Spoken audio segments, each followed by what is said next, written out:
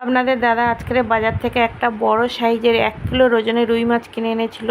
রুই মাছটা আমি লবণ আর হলুদ দিয়ে ভালো করে মাখিয়ে নিয়েছি। তারপরে মাছগুলো সব ভেজে নিয়েছি। আর এখানে ফুলকপি, আলু আর ধনেপাতা, কাঁচা লঙ্কা নিয়েছি।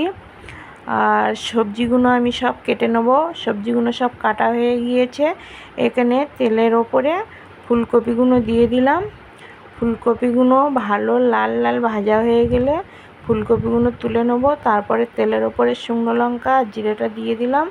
তারপরে তেলের ওপরে আলুগুলো দিয়ে দিলাম।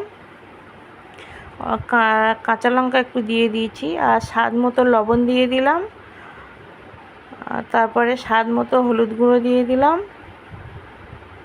তারপরে স্বাদ মতো লঙ্কার গুঁড়ো দিয়ে দিলাম।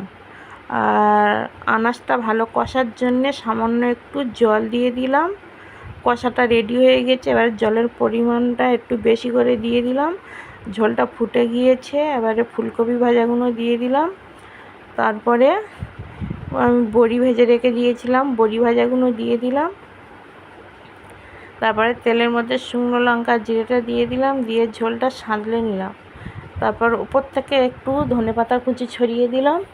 তারপরে স্বাদ মতো একটু জিরে গুঁড়ো দিয়ে দিলাম। মাছ ভাজাগুলো দিয়ে দিলাম, ফুলকপি,